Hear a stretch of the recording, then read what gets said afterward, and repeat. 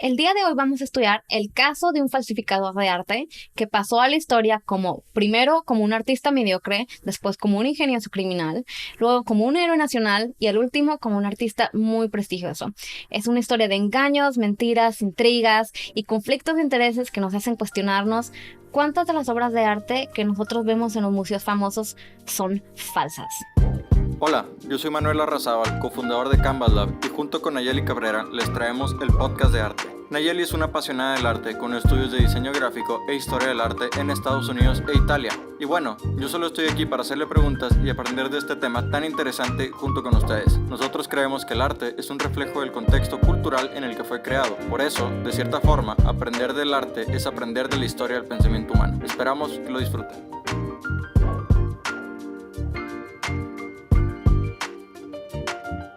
El día de hoy vamos a hablar sobre una historia que fue contemporánea a las historias que hemos estado viendo en los episodios pasados, que fue una historia que se desarrolló más o menos durante la Segunda Guerra Mundial, de un artista que fue muy famoso durante su tiempo.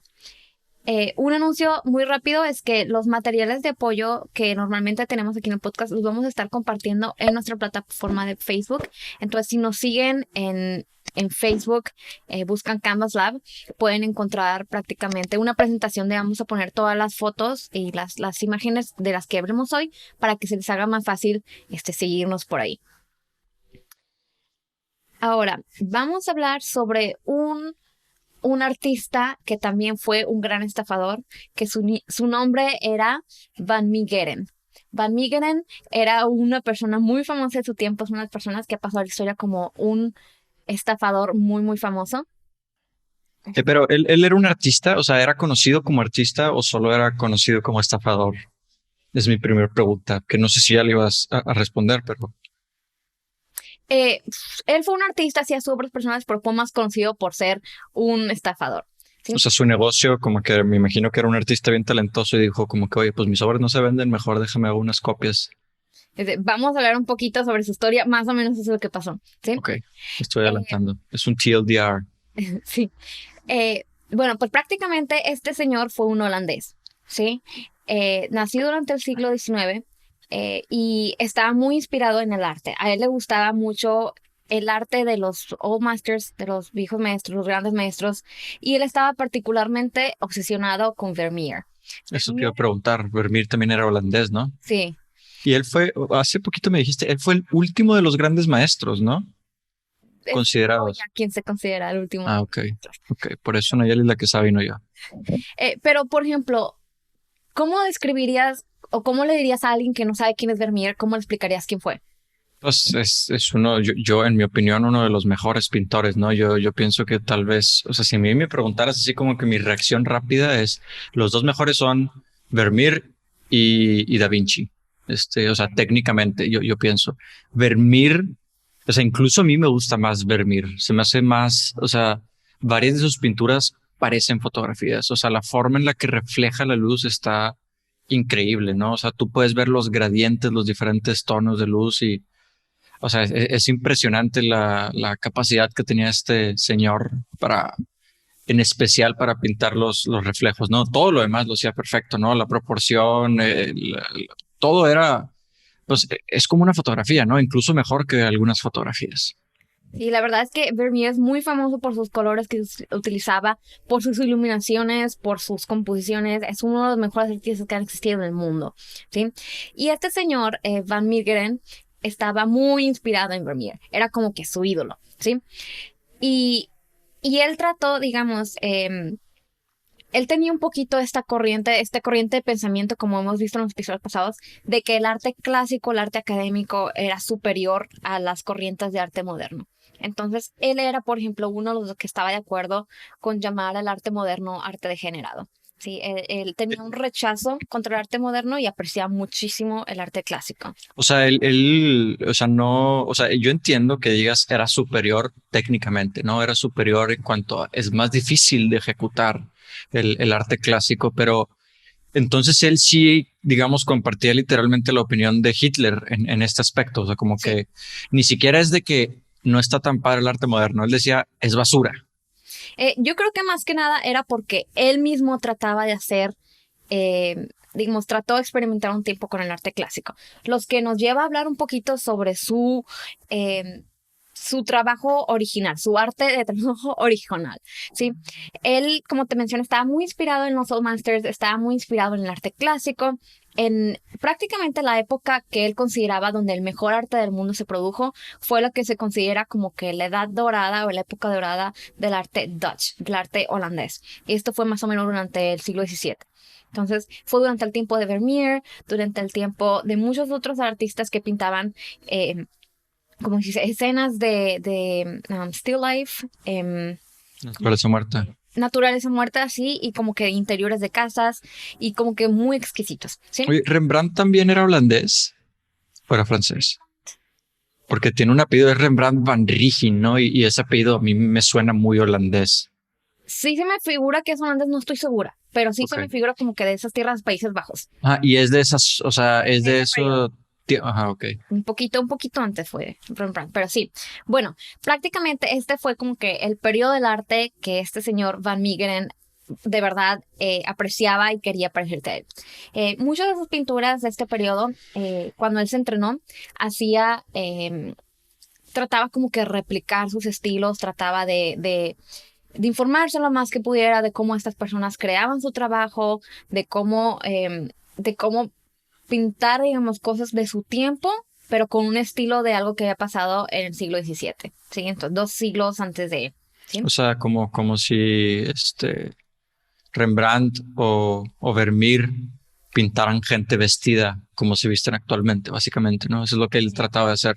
Hacía retratitos, por ejemplo, de animalitos, diferentes pinturas que no son tan famosas de su periodo. Y el problema al que se enfrentó es de que muchas personas consideraban que era un óptimo técnico. Era una persona que podía ejecutar las técnicas muy bien, pero que le faltaba muchísimo concepto. Sí, ya llegando a las épocas modernas, los críticos del arte pues eran prácticamente muy crudos contra las personas que no estuvieran con las vanguardias, que no estuvieran como que al día con lo que estaba el grito de la moda en el arte. O sea, ya era mucho más importante la idea, ¿no? Antes era como que se trataba únicamente de la ejecución y ya en estos tiempos se fijaban también mucho como que en el concepto y lo que me estás diciendo es que este señor sí tenía la técnica, pero haz de cuenta que le faltaba la creatividad.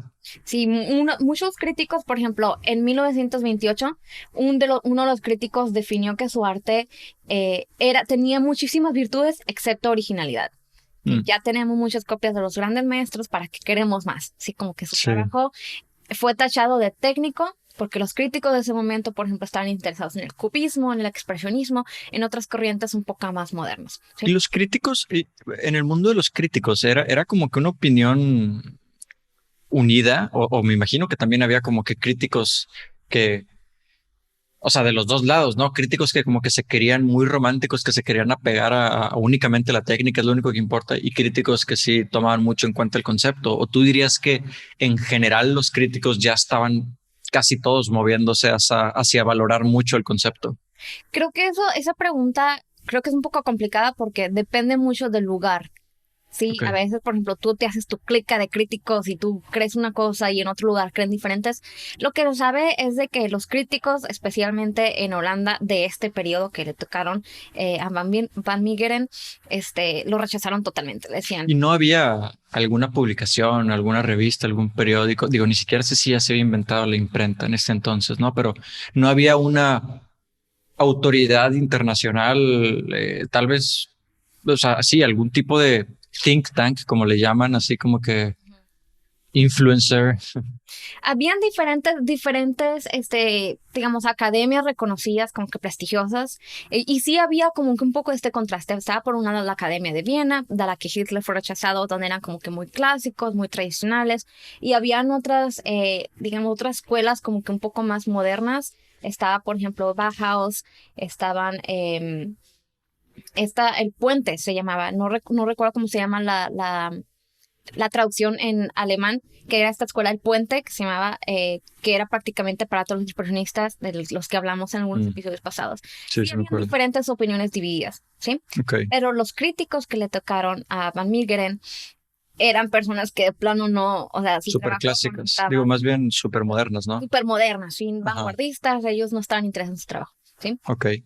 La cosa interesante es de que Van Meegeren se rehusó a dejar que ellos llamaran su trabajo como técnico, que eso no es arte, eso simplemente es como que copiar, eso es no es una idea original, simplemente es como que ejecutar una Artesanía. técnica, una artesanía, sí. Entonces creó un plan para, para que pudiera hacer pasar sus obras como algunas obras de los grandes maestros para convencer a los críticos de que él tenía tanto talento como los grandes maestros, ¿sí? Y, y eso fue algo que hay que reconocerle el hecho de que fue muy ambicioso, porque de todos los maestros que pudo haber escogido para replicar su técnica, escogió a Vermeer, que Vermeer, eso es como que tener mucho, digamos, mucho, ser muy valiente, atreverse, muy ambicioso a tratar de buscar una persona como que tan admirada en el arte que estoy segura que todos están de acuerdo. Su técnica es muy difícil de ejecutar porque fue un maestro pues muy, ¿cómo se dice? Muy accomplished de su vida, ¿sí? Pero bueno, realmente no es fácil imitar a ninguno de los grandes maestros, ¿verdad? O sea, ahorita mencionas como que Vermeer era uno de los difíciles, pero pues según yo no había ninguno fácil, ¿no? Por eso mismo eran grandes maestros, por su técnica impecable.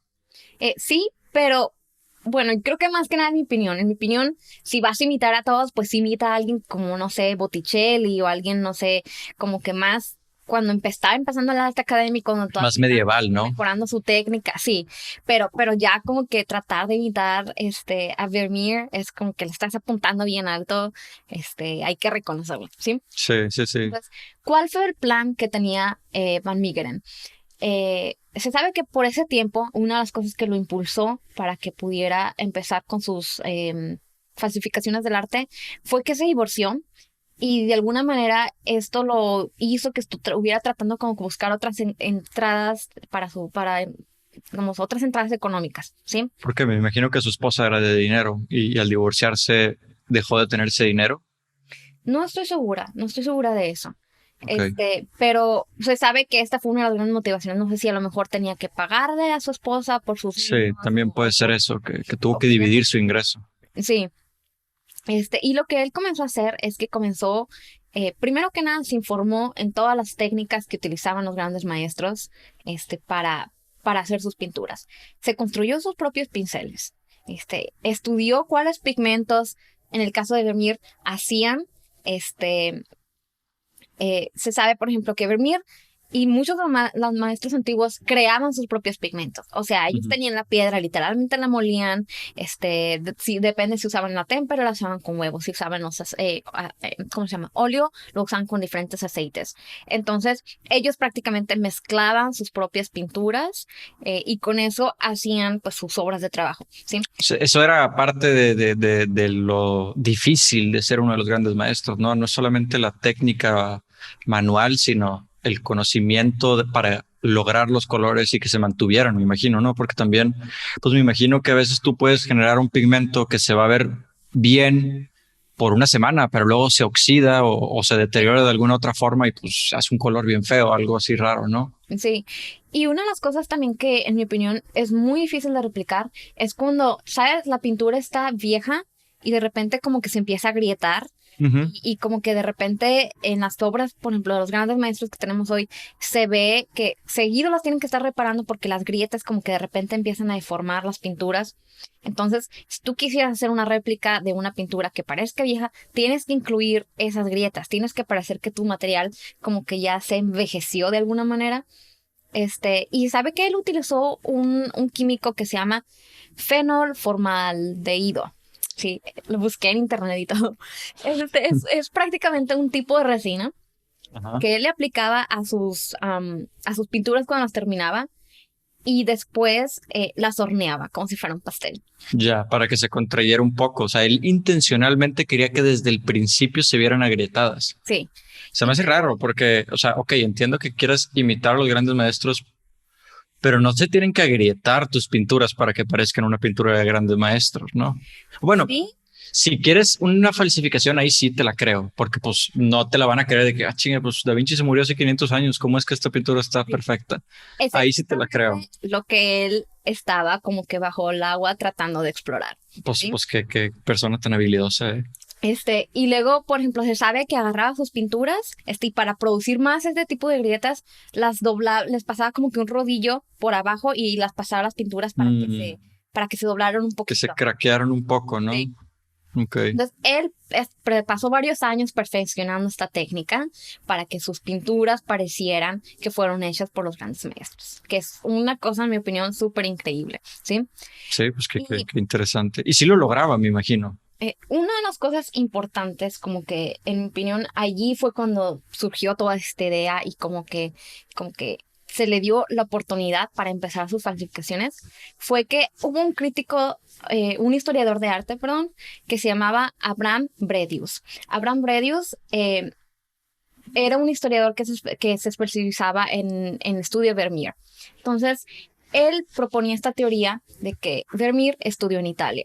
Así que no se sabe mucho sobre Vermeer. Es algo que es uno de los artistas más misteriosos que han existido en todos los tiempos, aunque ha sido uno de los mejores. Por ejemplo, de él se conservan prácticamente unas 35 pinturas y fueron como que ya al último de su vida, no fueron como de cuando él era joven, fueron pinturas que se consideran que fueron hechas durante los últimos años de su vida. Entonces, 35 no es tan poquito, ¿no, Nayeli? O sea, también Da Vinci no tiene tantas que son así como que oficialmente atribuidas a él. O si es un número chico, sí, es un 35 número chico, pinturas. sí. Ok. Si nos ponemos a pensar que muchas personas, por ejemplo, em, las personas, por ejemplo, la artista de la que hablamos de la vez pasada, que se me viene a la mente, que es em, Kokoschka, tenía 600 obras que se sabe que fueron destruidas, por ejemplo. Sí, sí es un número muy pequeño en comparación con muchos otros artistas. También, 35 también en su defensa, yo creo que las pinturas de Kokoschka se hacen mucho más rápidos porque son pinceladas más grandes. O sea, acá este tipo de pinturas, no sé yo, pero según yo, como que pintas una capa, te tienes que esperar a que se seque unos días y luego pintas otra vez encima. Y, o sea, como que es un proceso mucho más lento, ¿no? Sí, y en realidad no sabemos mucho sobre Vermeer, ¿sí? Ok. Pero por eso, justamente por eso, este historiador que se llama Abraham Bredius eh, sostenía esta teoría durante ese tiempo, que hubo un periodo más antiguo en la vida de Vermeer que no conocemos. Que durante ese tiempo Vermeer estudió en Italia, que se inspiró en otros maestros como Caravaggio, como Miguel Ángel, como Da Vinci, y que después tuvo, digamos, un periodo de arte donde tuvo que pintar algún tipo de arte religioso, porque era el arte que se pintaba en ese tiempo, pero que simplemente no lo conocemos. Entonces, como, como este historiador del arte y impulsaba mucho esta teoría, que muchas personas también como que muy... mis scholars muy experimentadas en esta área, como que muchas personas que sabían del tema también creían esta teoría. Entonces, de repente se le ocurrió a este señor Van Meegeren decir, ¿sabes qué? Como no conocemos nada del periodo antiguo de Vermeer, voy a hacer una pintura y voy a hacerla pasar como una pintura que parezca hecha por el periodo, eh, como dice, uno de los periodos del inicio de la carrera de Vermeer. Y creó una falsificación perfecta. Esta obra que él pintó la hizo en 1936. Se llama La Cena de Emmaus. Entonces, por favor, describe un poquito lo que tú ves en esta pintura. Pues sí se ve, o sea, de entrada, no se ve como una pintura de Vermeer. O sea, yo sí siento que no le llegó, pero sí se ve muy parecido. O sea, la luz, sí, sí hay buenos reflejos. O sea, sí, sí, sí, sí está muy bien hecha. O sea, obviamente era alguien muy talentoso. La pintura no sé si es una imitación exacta, porque me acuerdo que alguna vez hablamos de una pintura De Caravaggio. de esta, ajá, pero que tenía otras cosas, de que se veía como que la colita de un pescado en una sombra, y son cosas que yo no veo aquí. Entonces, hasta donde entiendo, no es una réplica, no es un intento de una réplica, así como tal. Ujú. Sale Jesús, o lo que yo pienso que es Jesús, con tres mujeres, o bueno, Son a hombres. menos de que los tres son hombres, Bueno, las no, dos por lo parecen menos, mujeres. bueno, los otros dos también parecen mujeres, pero bueno, este, una mujer y dos hombres de pelo largo que traen una ropa que no se ve tan antigua como la que, pues, pintaba Vermeer o Da Vinci. Se ve más moderno, se ve más como Okay. que ¿cuál es la palabra? Tailored, más estilizada, más como que pegada a la piel, es menos así como que nada más una tela encima, o sea, como que había más conocimientos aquí de textiles, ¿no? Ok. Y pues nada, es una cena, tienen una ventana al lado que hasta donde yo entiendo también Vermeer era muy común que pintara como que con una ventana, porque pues eso era precisamente lo que daba el juego de luz. Y nada, pues es un cuarto así, café, Jesús partiendo el pan con dos personas sentadas a la mesa y una mujer atrás. Ok, y como tú dices, sí se ve como que un poquito extraña. Tú ves una pintura de Vermeer y dices, pues es que, híjole, está como que un poquito, como que no le llegó, como dices tú. Pero este es exactamente el punto. Este señor, Van Meegeren, decía, la pintura de Vermeer fue hecha cuando él todavía era joven, cuando todavía estaba desarrollando su técnica. Entonces tiene sentido que no esté en digamos, la técnica de Vermeer todavía no haya sido desarrollada tanto como para las pinturas que tenemos famosas. Entonces, yo creo que sí haya sido intencional. Sí, que la haya hecho bien, pero no tan bien para que cuadre con su historia, ¿no? La cosa interesante de esto es de que este historiador de arte, Abraham Bredius, cuando la vio, corroboró la identidad. Esta persona era una persona estudiada, con carreras, un historiador de arte especializado en el arte de Vermeer. Entonces, prácticamente, si pudo engañarlo a él, creo que cualquiera de nosotros nos hubiera engañado también, ¿sí? Pero me imagino que lo engañó, o sea, lo hizo pensar, esta es una pintura de Vermeer antes de que hiciera como que sus obras maestras, ¿no? Porque, o sea, obviamente se ve un talento enorme que yo ni en toda mi vida creo que lograría. Pero, o sea, vuelvo a repetir, algunas de las pinturas de Vermeer parecen fotografías. Exacto. Entonces la hizo pasar por una pintura de este periodo temprano de Vermeer, que hasta la fecha no se sabe nada de este periodo. Y por eso se aprovechó. Se sabe que esta pintura se vendió por lo que hoy sería el equivalente a 4.640.000 euros. O sea, 4 millones. ¿Y la vendió él? ¿O la vendió a través de un seudónimo? La vendió él y se la vendió a lo que es el Estado, o alguno de los museos estatales, ¿cómo se llaman? No, estatales, nacionales de Holanda, ¿sí? ¿Y me imagino que contó una historia, ¿no? De que, sí, mi familia la tenía guardada o Sí, me ¿cómo los encontré y convences? apareció. No es algo tan fuera de lo común de que de repente aparezcan obras que la gente no ha visto. Sí, por ejemplo, el Van Gogh que apareció hace poquito, que simplemente están en colecciones privadas, yo la tengo por alguna razón. Y más porque comentas, esto fue después de la Primera Guerra Mundial, ¿no? Esta pintura se pintó. Durante la Segunda. No, se pintó en 1936, entonces fue in between. ¿Sí? Ok, justo antes de la Segunda. Entonces, o sea, también es creíble, ¿no? Porque pues la Primera Guerra Mundial causó mucho caos, entonces es creíble de que de repente la encontré o de repente salió, ¿no? Sí, y la cosa interesante es de que gracias a que esta pintura fue autentificada, le permitió, como que le echaron porras a que Van Meegeren quisiera seguir falsificando muchas obras de arte. Y de las que yo conté fueron 17. Y pinturas que él hizo pasar como si fueran de Vermeer. Tienen una técnica tan impresionante, tan parecida, que si tú las ves, de plano te quedas como que... Si te ponen una de Vermeer y te ponen una de él, de repente como que sí te puedes confundir. O sea, si no sabes la historia y tú las ves las dos juntas, de repente como que no sabes cuál es la de Vermeer. Deberías de hacer un quiz ahí en Instagram de que a ver si adivinan de que es de Vermeer o es falsa, es de Vermeer o es falsa. Yo creo que estaría interesante ver. Oye, y otra duda, este historiador se dio cuenta de que era falsa ¿cuántos años después de que se la vendieron al Estado? Vamos a hablar de eso un poquito más adelante. Este historiador estaba seguro de que esta pintura era de Vermeer y él la defendía a capa y espada. Decía, qué padre que encontraste. Es más, esta es una obra maestra de Vermeer. ¿Sí? Y, otra duda. O sea, si tú contaste 17 obras, quiero pensar que las otras obras sí las vendía a través de alguien más, porque luego pues no se lo vas a creer de que, carajo, ¿cómo te encontraste 17 obras tú? Exacto. O sea, entiendo que aparezcan una por acá, otra por allá, así regadas, pero que una persona haya encontrado las 17 ya es y cuando muy digo sospechoso, que yo conté, ¿no? es porque en realidad no se sabe cuántas sí hizo, porque no es como que él anduviera anunciando, mira, yo falsifiqué esta obra, ¿me explico? O sea, tal vez hay gente, algunos millonarios allá afuera que tienen una obra que ellos piensen que es de Vermeer, pero realmente la pudo haber hecho este señor. Te lo pongo así, tal vez alguna obra que nosotros vemos en algún museo importante y de la que hablamos y que todos nosotros estemos seguros, entre comillas, que es de Vermeer, tal vez no es de él.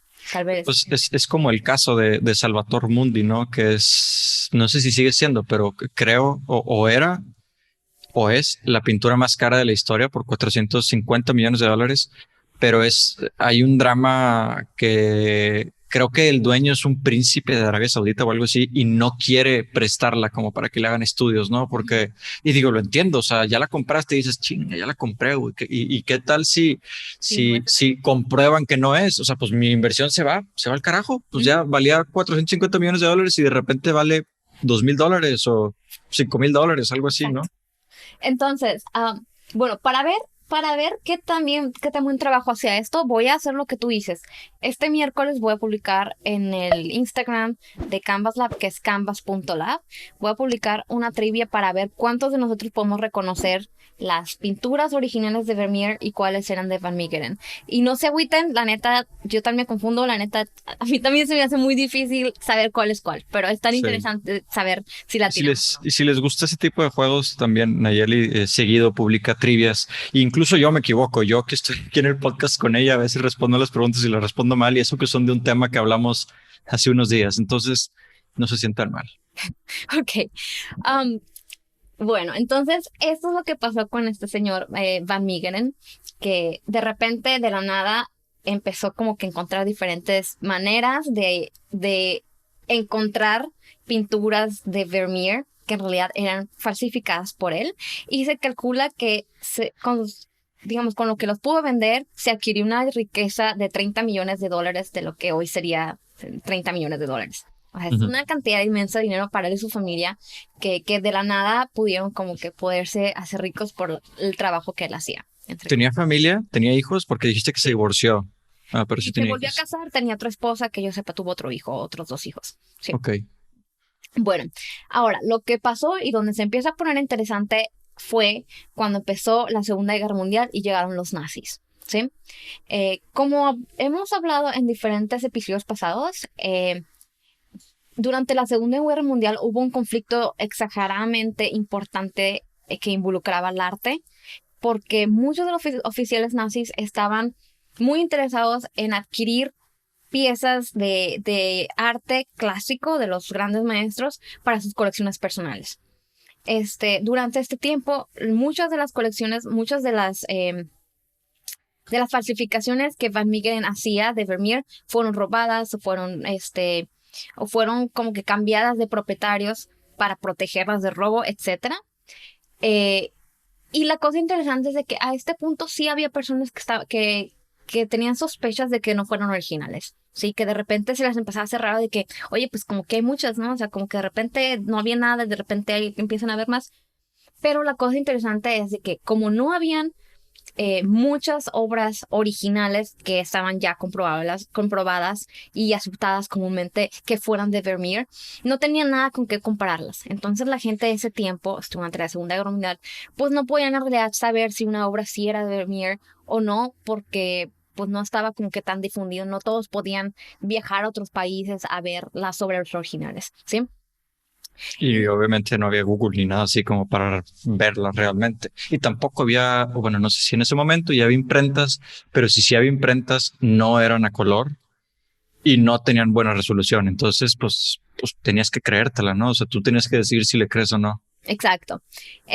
Y la cosa interesante es que hubo un general que se llamaba Hermann Göring. Hermann Göring es famoso en la historia de la Segunda Guerra Mundial porque fue una de las personas que se robó más arte. Una persona que era muy ambicioso personalmente y que él quería tener muchísimas obras de arte clásico en su colección personal.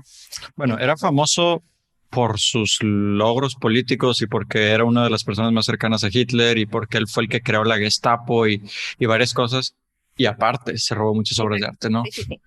O sea, era una de las, pues, tal vez era la mano derecha de Hitler o algo así, una de las manos derechas de Uno de Hitler. los generales más importantes de Hitler, ¿sí? Ajá, Ahora, lo que pasa es de que este señor dijo, ¿sabes qué? Yo quiero tener una pintura Vermeer en mi colección personal porque no tengo ninguna. Como te digo, solamente hay 35 pinturas que son comprobadas, o sea, que son de Vermeer.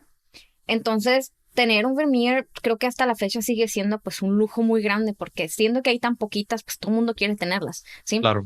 Entonces, este señor, Hermann Göring, estuvo dispuesto a cambiar 137 pinturas por una de Vermeer. La cosa interesante es de que estas 137 pinturas no eran pinturas suyas que había comprado, eran pinturas que se había robado, ¿sí? Entonces Claro. no es como que le costó tanto, ¿no? Haz de cuenta, se fue, atacó 137 familias, les robó sus pinturas y de repente dijo, ¿sabes qué? Todas estas te la cambio por una de Vermeer. Que eran pinturas originales, me imagino, pinturas famosas o Sí. semifamosas, ¿no? Las 137 que se robó. Sí. Y la pintura que cambió, que hizo este cambio con Van Meegeren, fue una que se llama Cristo y la adúltera. Esta también fue una pintura que había hecho Van Meegeren, pero que había hecho pasar como si fuera de Vermeer. Describe un poquito tú lo que ves en esta pintura de Cristo y la adúltera. Bueno, sale Cristo como con un dedo, como señalando a una joven, obviamente es adulta, pero se ve bastante más joven. La joven está como que volteando para abajo, o sea, como aceptando el regaño. Y atrás hay dos hombres medio feos, o sea, medio feos, así como que enojados, rudos, hombres que no te quieres encontrar en la calle si estás solo.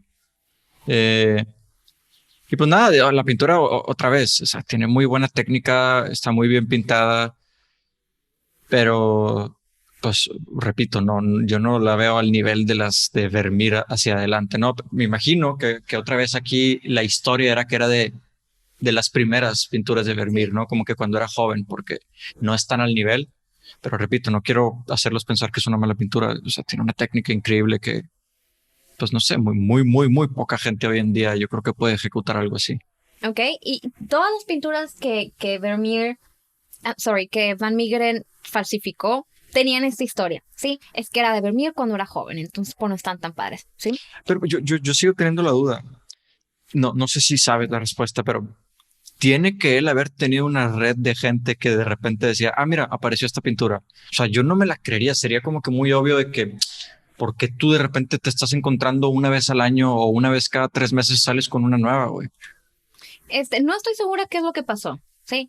Sí se sabe que hubo mucha gente también que tenía sospechas, ¿sí? Pero como te menciono, no tenían la original para compararla y pues visto que está tan bien hecha y que tiene, como vimos, Van Meegeren era una persona que había estudiado mucho, o sea, le había hecho muy bien su trabajo. Usaba el mismo tipo de materiales que usaba Vermeer, el mismo tipo de pinceles, el mismo tipo de pigmentos, el mismo tipo Sí, de me imagino todo. que no es solo la capacidad técnica, sino él también sabía decirte la mentira, ¿no? Porque se sabía la historia de Vermeer y etcétera, etcétera. Y como sabía también la historia de Vermeer, él sabía qué tipo de artistas Vermeer habría admirado cuando era joven. Sí, También quiero pensar que, pues, Hermann Göring, pues tú decides creer que sí es una pintura de Vermeer, ¿no? Porque también estás preocupado por la guerra y porque si estás ganando, que si estás perdiendo, pues debe haber sido una persona muy ocupada, ¿no? sí. Y muy estresada hacia el final de su vida. Y se sabe que estaba tan estresada que de hecho o sea, nunca llegó a tener esa pintura como que en su galería personal de él, sino que la escondió en una mina de sal en Austria. O sea, ni siquiera es como que la pudo disfrutar, digamos, porque estaba tan ocupado, como tú dices, con todo esto de la guerra, que estas pinturas y junto con su colección privada las escondió en una mina de sal para que nadie pudiera robárselas, ni quitárselas, ni nada. ¿Sí? Y los bombardeos que no las pudieron destruir. Exacto.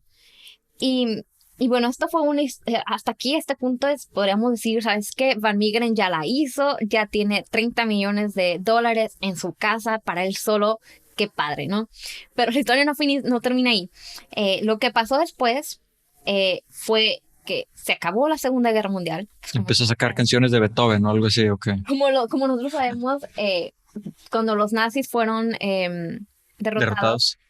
Nadie que tuviera como que ningún tipo de alianza con los nazis o que compartiera esas ideas estaba seguro. ¿Sí? Claro. Ujú. lo que sucedió es de que cuando se encontró, los aliados encontraron esta mina de sal en Austria, donde Hermann Göring tenía todas estas pinturas, incluyendo esta de Van Meegeren. Se dieron cuenta que Van Meegeren había tratado con los nazis, que había vendido patrimonio cultural de Holanda hacia él. O sea, que había vendido a los nazis al enemigo patrimonio cultural. Y en esos tiempos, después de la Segunda Guerra Mundial, se puso como que muy cruel también, si lo podemos llamar cruel, digamos, los castigos que se daban a las personas que habían cooperado con los nazis. Sí, lo que le llaman como que una cacería de brujas, ¿no? Sí. ¿Qué digo? Se me hace medio, o sea, obviamente no tengo el contexto completo, ¿no? Pero yo no creo que seas culpable de haber vendido algo a los nazis como tal. O sea, digo, bueno, no sé, es muy fácil juzgar desde acá, ¿verdad? Pero Sí. ya si les estás vendiendo armas, si les estás vendiendo información del país, ahí yo creo que sí es más delicado y tal vez deberías ir a la cárcel o algo así.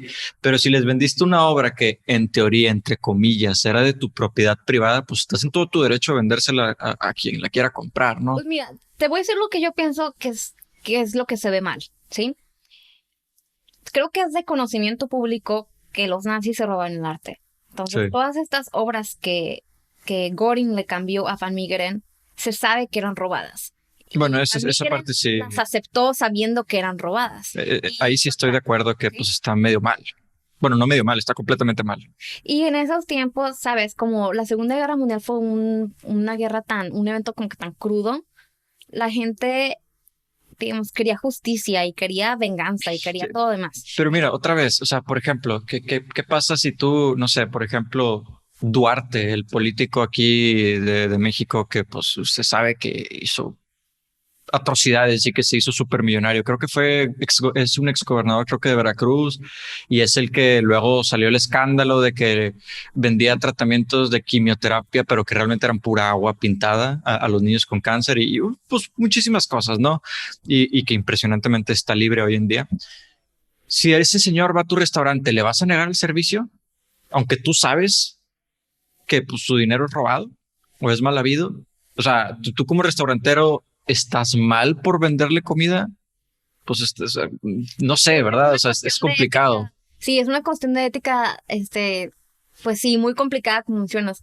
Se sabe que en ese tiempo, era, o sea, tú colaboras con los nazis, estás arriesgándote a la pena de muerte. O sea, ese era el castigo en ese tiempo. No estoy diciendo que era justo, que no era justo, eso pues depende de cómo lo queramos. No, y claro que había mucho enojo, ¿no? O sea, es entendible que la gente sintiera rabia hacia todos los que apoyaron a los nazis de una u otra forma, ¿no? Sí. Entonces, se sabe que en 1945 este señor Van Meegeren fue acusado de traición por aliarse de ciertas maneras con los nazis. También se sabe pues que él compartía mucho de la ideología de ellos y que estaba pues, o sea, fue una historia complicada, ¿sí? Ok, no, pues si compartía la ideología, pues ahí sí, pues te estás metiendo en temas más delicados, ¿no? Digamos, la acusación formal fue que él colaboró con los nazis para darles patrimonio nacional de Holanda, que eran las obras de Vermeer, a los nazis, ¿sí? Qué delicada situación, ¿no? Porque ese señor o te matan los aliados o te matan los nazis si se dan cuenta de lo que hiciste, ¿no? O sea, ese señor estaba jugando con fuego desde el principio. Y la cosa interesante es de que a este punto ya los nazis pues como que ya no tenían mucha influencia, entonces le tenía que tener más miedo a los aliados. Entonces, claro. Prácticamente lo que decidió hacer este señor es decir, ¿sabes qué? Confieso, la hice yo, no es patrimonio cultural lo que le vendí, entonces no. La hice yo y como yo la hice, no le vendí ningún patrimonio cultural y esto, pues, sí, prácticamente yo lo hice. Y él les explicó el proceso que le llevó a hacerlo. Mira, yo fabriqué mis pinceles, yo hice esto, les mostró su taller en su casa y digamos, confesó que lo hizo y aparte dijo, ¿sabes qué? Les voy a enseñar cómo lo hice. Aquí pasó una cosa súper, súper chistosa en mi opinión y súper interesante. ¿Recuerdas a Abraham Bredius? Que fue el historiador de arte que certificó que las pinturas estaban hechas de Vermeer, por Vermeer. El que juraba de que no, sí son de Vermeer. Fue la persona prácticamente la que le habilitó para que él pudiera, digamos, llevar a cabo su robo maestro, ¿sí? imagínate que un día él él certificó su pintura y dijo, sí, esta pintura, se los juro que es de Vermeer, yo soy un estudiado, yo soy un académico, yo tengo toda esta reputación, toda esta profesión, y de repente alguien te diga, no, ¿sabes qué? No es de él, yo la hice, ¿sí? Entonces Pierdes toda tu credibilidad. su reputación estaba en juego. Entonces, Sí. lo que él salió a defender la pintura y decir, ¿sabes qué? Tú nomás estás diciendo que lo hiciste tú para salvarte el pellejo. Ah, Sabes que te van a matar. Tú nomás pues estás claro. diciendo esto. Esta pintura, yo se los juro, es de Vermeer. Yo certifiqué, yo estudié, etcétera, etcétera. Entonces, como que un debate del historiador de arte, ya digamos, con las credenciales, con la reputación en juego, y este estafador que de repente dice, ¿sabes qué? Esta pintura de Vermeer no es en realidad de Vermeer, la hice yo, ¿sí? Que hace sentido, ¿no? O sea, también, si yo hubiera estado vivo en ese tiempo y te enteras de eso, es como que pues, no sabes a quién creerle, porque obviamente, ¿cómo se llama este señor? Van Meegeren, pues sí tiene un incentivo de mentir, de que no, sí, realmente le hice yo. Entonces, pues sí es difícil saber quién tiene la razón, Y ¿no? de Por lo menos en repente ese momento. Habrán Bredius que diga, no, pues ¿cómo te atreves a decir que tú lo hiciste? Si Vermeer era un artista pues de mucho renombre y tú pues no te la acabas y que no sé qué, etcétera. Ahora, ¿cómo resolverías tú esta situación, Manuel? Pues yo creo que trayendo más expertos. O sea, a ver, vamos a hacer un canciller, no, ¿cómo se le dice? Pues, ¿Un consejo? ajá, un consejo de otros expertos de diferentes países y que pues hagan un estudio, ¿no? A ver a qué conclusión llegan. Y a ver si llegan a una conclusión, porque también pues si las opiniones están divididas, pues ya se pone más complejo el asunto. Sí, en realidad no se pudo llegar a ninguna conclusión hasta que a Van Meegeren se le ocurrió una idea y dijo, ¿sabes qué? Para probarles que yo hice esta pintura, les voy a hacer otra. Para que vean que yo puedo y enfrente de ustedes en su cara les voy a mostrar cómo la hago, a ver si Abraham Bredius sigue diciendo que yo no puedo hacer algo así. Entonces, Pues sí, no sé por qué no se me ocurrió eso, pues, o sea, sí, obvio. al final esto es lo que se decidió. Van Meegeren decidió pintar una nueva obra. Esta se llama Joven Cristo en el Templo. Y sí, prácticamente enfrente de todos, se tardó diferentes meses en pintar esta obra, en explicarles el proceso, en explicarles cómo fabricaba sus pigmentos, cómo hizo sus pinceles, de dónde sacaba sus canvases, sus herramientas, etcétera. Y al final, en 1947, por fin fue probado inocente de haber complotado con los nazis, por lo menos en esta situación, pero se le acusó de fraude. Entonces le condenó a 1 año en la cárcel, ¿sí? Entonces, Él hizo fraude de los nazis, hombre, no deberías de acusarlo de eso. y para allá voy. La cosa interesante es de que, aunque se sabe que él había tenido diferentes tratos con los nazis, su defensa fue, sí lo hice, pero lo hice a propósito. Para Era todo un burlarme, político este señor. para burlarme de este Gordon en su cara, porque yo desde el principio tenía la intención de estafarlo, yo desde el principio tenía la intención de recuperar todas estas obras robadas que le habían robado a nuestra nación para que nosotros pudiéramos, digamos, regresarlas. Y la cosa interesante es que el pueblo le creyó, ¿sí? Que muchas personas salieron a festejar este nuevo héroe nacional, a decir muchísimas gracias Van Meegeren por haberle tomado el pelo a los nazis, por haber colaborado con ellos para que nosotros podamos recuperar estas obras de arte, para que nosotros podamos, etcétera, ¿sí? Entonces, Y de las obras que recuperó, ¿hay alguna así como que bien importante de las 137 que le cambió? no sé, la verdad, no sé cuáles son estas 137 obras que le cambió, ¿sí? Ok. Pero bueno, entonces se convirtió en una figura casi de un héroe nacional, de una figura respetable. Y la cosa que más se me hace interesante es de que después de este incidente, o sea, a nadie le cabían dudas de que él tenía un talento inmenso. Entonces, todos los críticos que al principio rechazaban su arte, todas las personas que no creían en él, o sea, ya este momento es como que mejor cállate porque es que pena que digas algo, ¿no? Es Sí, como también que, estás poniendo en juego tu credibilidad si andas diciendo que él no tiene la capacidad, cuando pues, oye, mira lo que hizo, o sea, todos se lo creyeron, que así eran de Vermeer.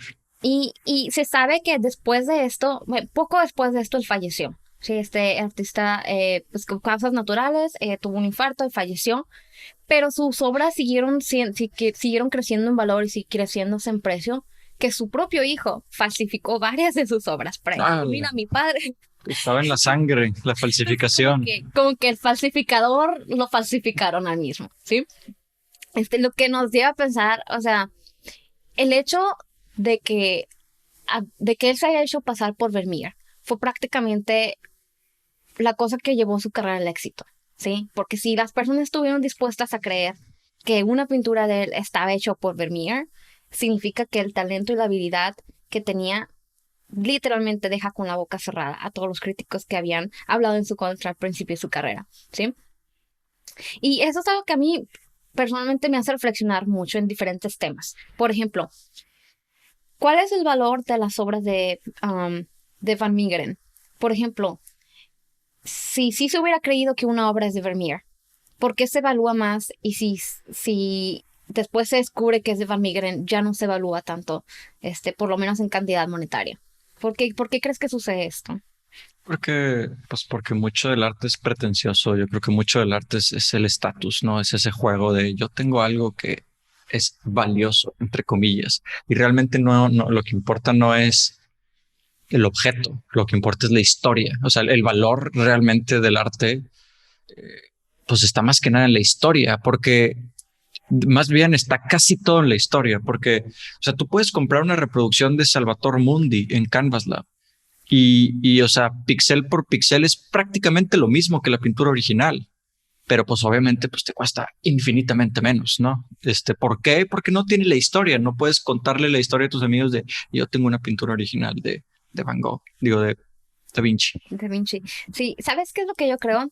Eh, Esta historia de Van Meegeren me hace reflexionar sobre el hecho de que muchas veces nosotros podemos pensar que una pintura llega a ser famosa por su propio mérito, ¿sí? Y la verdad es que esto pues casi no, o sea, no es el caso del 99.9 de las situaciones, ¿sí? Muchas veces cualquier cosa, por ejemplo, que Picasso haga, nosotros la vamos a agarrar y vamos a decir, mira qué padre.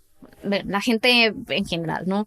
Hay muchos que odian a Picasso, pero cualquier obra que tenga un nombre o una firma de un gran maestro, un artista reconocido, pues va a valer más, ¿sí? Y esto no es necesariamente justo, o tal vez sí, dependiendo cómo lo puedas ver, pero creo que es algo que siempre tenemos que tener en mente. Ninguna pintura, ninguna obra de arte tiene la fama que tiene por sus propios méritos solita, ¿sí? Exacto, o sea, si le quitáramos el nombre a todas las obras de arte, pues tal vez algunas perderían todo su valor, tal vez algunas otras ganarían mucho valor, ¿no? Estoy seguro que hay muchos pintores súper desconocidos que tienen unas pinturas pues increíbles, ¿no? O sea, muy padres, y creo que pues eso pasa en todo, ¿no? Yo quiero pensar que ahora con el internet pasa menos, ¿no? Porque ahora con el internet como que vale un poco menos el nombre. O sea, Okay. por ejemplo, antes las personas famosas, las de la televisión, eran famosas porque las escogió el distribuidor, es decir, el dueño de la televisora o el dueño del programa. Él lo escogió y él decide que esta persona se hace famosa. No importa que el otro güey sea más talentoso, ¿no? Este es más famoso, ¿por qué? Porque está guapo, porque es blanco, porque se apega a las historias que queremos contar aquí y porque no va a andar hablando de más, ¿no? Y callan, censuran o no hablan de tal vez el morenito que tiene, que es como que no se deja y comparte su opinión, aunque sea mucho más talentoso, ¿no? Sí. Pero igual, con el internet yo creo que se disminuye esto, pero igual sigue pasando, ¿no? O sea, por ejemplo, hay un artista que se llama Alec Monopoly, lo pueden buscar, que pues yo he platicado con gente que sabe más de arte que yo, por lo menos, que sabe más de arte que yo y que específicamente saben como que de graffiti, que saben de arte popular actual y me dicen como que, güey, lo que hace Alec Monopoly está súper X, o sea, no tiene nada de especial, pero pues ya se hizo todo un branding, ¿no? O sea, ya todos quieren una pintura de Alec Monopoly y la verdad es que las veces a mí no me gusta, ¿verdad? Digo, tiene un estilo peculiar y se ha sabido vender muy bien, pero pues es eso, o sea, sigue existiendo la historia, ¿no? La ropa, o sea, lo vemos en todos lados, ¿no? La ropa Supreme, la ropa Off-White, la ropa Louis Vuitton. Es la historia que te cuentas lo que le da el valor, ¿no? Oye, yo me puedo comprar una bolsa de 50,000 pesos. Mírame. Okay. Y lo triste es que hay gente que no puede, o sea, que en teoría no puede pero ahorran 6 meses para comprársela por la historia, Status. precisamente, ¿no? Entonces, creo que de cierta forma nunca va a desaparecer eso, ¿no? Como que somos pretenciosos los humanos, jugamos estos juegos de estatus y pues queremos contarnos esas historias, pero sí creo que el Internet democratiza, ¿no? Tal vez algún artista de Bangladesh que no es ningún rico, que no tiene ninguna carrera, por su propio talento, por su puro talento, sí puede llegar a sobresalir, cosa que nunca hubiera pasado antes sin el Internet, ¿no? Sí, sí, tienes muchísima razón. Ahora mucha gente tiene diferentes herramientas que en el pasado no existían y pues si las sabes usar, pues te puedes hacer tu carrera prácticamente en el Internet. A mí esta historia de Van Meegeren me hace reflexionar muchísimo, me hace tener muchísimas preguntas y una de las preguntas que más me causa curiosidad es si en este caso supimos de este fraude, de esta falsificación que hizo Van Meegeren, pero ahora hay que ponernos a pensar cuántas veces esa historia ha sucedido sin que nosotros sepamos.